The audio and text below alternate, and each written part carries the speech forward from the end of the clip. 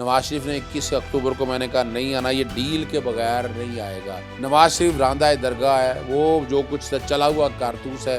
आपका ये जो दावा है कि इमरान खान बाहर रहेंगे, क्या ये किसी डील का नतीजा है? आपके ख्याल में कोई डील हुई है जो आप ये दावा कर रहे हैं? इतनी तकलीफ, दिक्कतें, परेशानियाँ, मुसीबतें देख लिया, डील किस बात की हो? जो बैटल बॉक्स में वोट डाला जाए वो ही निकले, तो इससे बड़ी डील और क्या हो? कई लोगों को शौक है सस्ती शोहरत का। मैं तो आज भी समझता हूँ कि वो नालायक आदमी है, उन्हें नहीं आना चाहिए था इस ओहदे पे। लेकिन इलेक्शन जिस तरह डिले हुए हैं, ये नहीं होना चाहिए। जैसे कि अभी आपने कहा कि 15 जनवरी को शाम 7 बजे इमरान खान जेल से बाहर होंगे, आप ये किस बुनियाद पे कह रहे हैं? और अगर ना आए बाहर तो फिर आप क्या करेंगे? फिर आपका दावा कहाँ जाएगा? देखिए, मैंने बात सुनिएगा, मैं चैलेंजेस करता रहता हूँ और मैंने कई दफ़ा मेरे कई चैलेंजेस।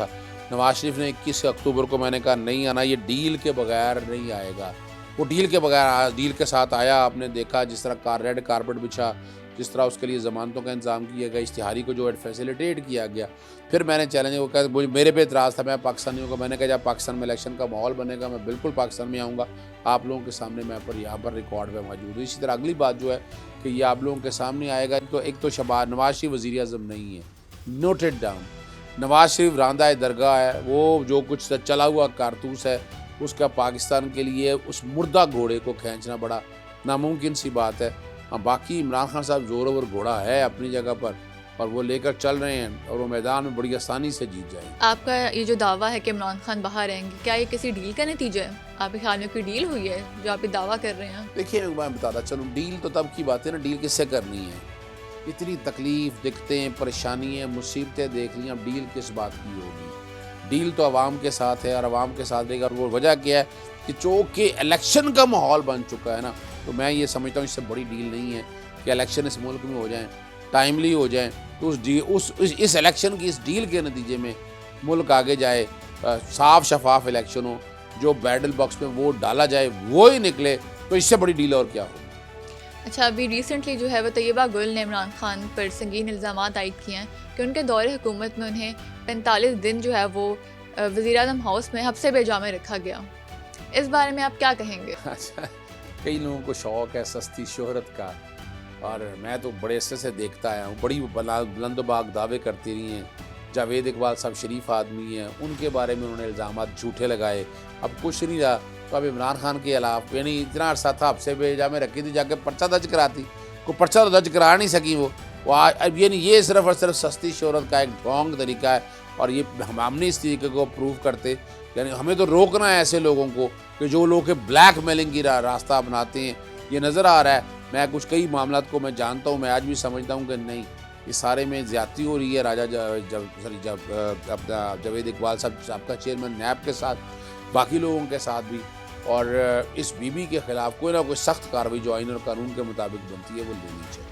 लेकिन तैयबा गुल ने यह भी कहा कि उनके पास सॉलिड प्रूफ्स थे और जब वो उन्होंने इमरान खान को दिए तो इमरान खान ने इन प्रूफ्स को अपने लिए इस्तेमाल किया और अपने केसेस नैब से ख़त्म करवाए और अपने जो फरीकीन थे उनके कारकुनान को पकड़वाया। हज़ारों ख्वाहिशें ऐसी कि हर ख्वाहिश पे दम निकले, बहुत निकले अरमान है क्या, औकात क्या होती है कि इंसान की, कौन से सबूत?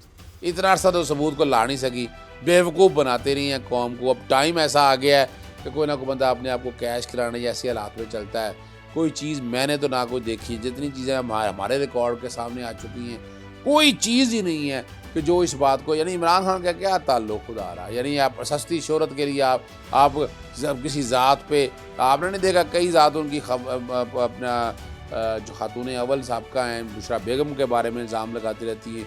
इस तरह के कई इल्ज़ाम इस तरह के लगते रहते हैं, तो ये रोज़ाना लगते रहते हैं, इससे इतनी परेशान होने की ज़रूरत नहीं है। बिल्कुल साफ़ शफाफ चीज़ है, हर चीज़ रिकॉर्ड के ऊपर है, इंशाल्लाह बहुत बेहतरीन मिलेगी। रिसेंटली अभी सेक्रेटरी इलेक्शन कमीशन ने इस्तीफ़ा दिया अपना, तो क्या कहना चाहेंगे आप इस पे कि क्यों उन्होंने दिया होगा? किसी दबाव की वजह से या एक बात तो बड़ी वाज़ेह है, एक तो एक्सटेंशन हुई थी, गैर कानूनी तौर पर एक्सटेंशन ली हुई थी उन्होंने और वो एंजॉय कर रहे थे इस दफ्तर को अपने को। और मैं तो आज भी समझता हूँ कि वो नालायक आदमी है, उन्हें नहीं जाना चाहिए था इस ओहदे पे कि ये सारा जो कुछ इमरान खान के अगेंस्ट हो रहा था वो बर्दाश्त करते रहे हैं। या तो अगर वो इमरान खान के साथ होने वाली ज़्यादतियों पर इस्तीफ़ा दे के गए हैं फिर तो कुछ शाइन बात है, लेकिन अगर फिर जॉब के लालच में गए हैं या ये प्रेशर, यानी अब सारा प्रेशर आ जाना है उसके ऊपर और उसे फिर फेस करना पड़ेगा हर कोर्ट में, हर अदालत के अंदर, तो फैसला वो इसलिए किया गया कि उन चीज़ों से बच सके।